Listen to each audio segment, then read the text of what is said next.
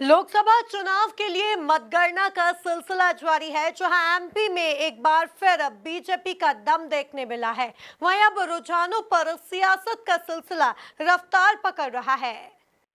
लेकिन निश्चित रूप से हमारी जो केंद्र सरकार की जन कल्याण की योजना है, प्रदेश सरकार की जन कल्याण की योजना है और हमारे देवतुल्य कार्यकर्ता ने जो अपने परिश्रम की पराकाष्ठा की, उसका रिजल्ट ये है।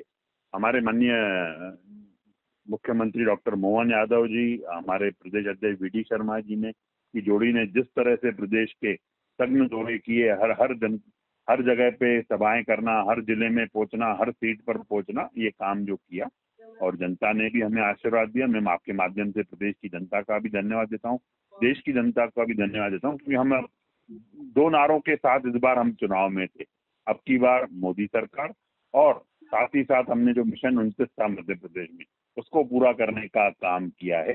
और जिस तरह से माननीय प्रदेश अध्यक्ष वीडी शर्मा जी के नेतृत्व में हमारे संगठन के द्वारा 64,523 बूथों पर अर्ध पन्ना प्रमुख तैयार करना, पन्ना प्रमुख तैयार करना, बूथ समितियां तैयार करना, हम डिजिटल भी पहुंचे, फिजिकली भी पहुंचे, तो उसके रूप से जो हम 370 प्रत्येक बूथ पर जो वोट शेयर आगे लेने का काम कर रहे थे।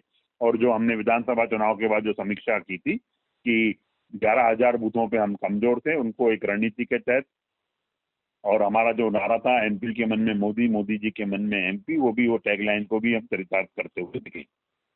लेकिन निश्चित रूप से जनता प्रत्येक जिले में, प्रत्येक सीट पर, कॉन्स्टिट्यूंसी पर मध्य प्रदेश में भारतीय जनता पार्टी के काम के आधार पर, विकास के आधार पर, हमारी योजनाओं के आधार पर आशीर्वाद देने का काम कर रही है।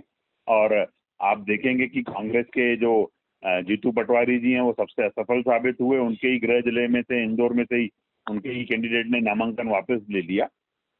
और कांग्रेस ने जिस तरह से नोटा को प्रचलित करने का काम किया था, वहां पे आप देखेंगे उनको कोई जनता ने साथ नहीं दिया। शंकर ललवानी जी 9 लाख वोटों से लगभग आगे चल रहे हैं और मुझे लग रहा है कि ये लीड जो और बढ़ेगी।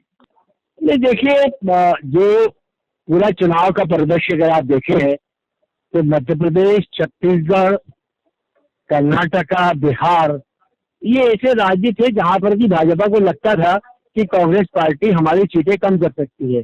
निश्चित रूप से वहां कुछ खेला हुआ है और उसकी हम पड़ताल करेंगे कि कहाँ कहाँ किस किस तरह से हमको वहां पर खेला किया गया है और किस तरह से ईवीएम जो है अधिकांश जगह पे देखा जा रहा है कि जब खुलती है तो उनकी 90% से ऊपर जो है वो चार्जिंग मिल रही है। इसका मतलब है कि कहीं ना कहीं बहुत बड़ा खेला हुआ है। कई जगह की हमने चुनाव आयोग में कंप्लेंट्स की हैं, कई हमारे जो उम्मीदवार हैं उन्होंने लगातार वहाँ पर मतगणना भी रुकवाई है। पर हमने यही कहा कि जो वहाँ के कलेक्टर्स हैं उनसे ये कहा है कि आप लिख के दीजिए कि जो ईवीएम मिली है उसमें 90% तक चार्ज मिला है। तो ये सब इन सब बातों की और इंगित करता है कि कहीं ना कहीं मध्य प्रदेश, छत्तीसगढ़, बिहार जैसे राज्य, कर्नाटक जैसे राज्यों में जहाँ पर कि भाजपा को लग रहा था कि हमारी निश्चित रूप से हार होगी, वहाँ कुछ न कुछ खेला करने का कुछ से प्रयास किया गया। देखिए, आज जो 2 लाख का नोटा आया है, मैं समझता हूँ कि चुनाव के इतिहास में ये सबसे बड़ा है।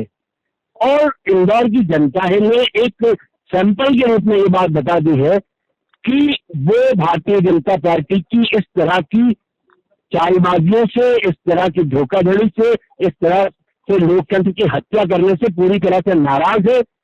क्योंकि कोई कैंडिडेट वहां था नहीं कांग्रेस पार्टी का, फिर भी लोगों ने अगर 2 लाख से ऊपर नोटा का बटन दबाया है तो इस बात का इंगित करता है कि लोकतंत्र की हत्या जनता सहन नहीं करेगी।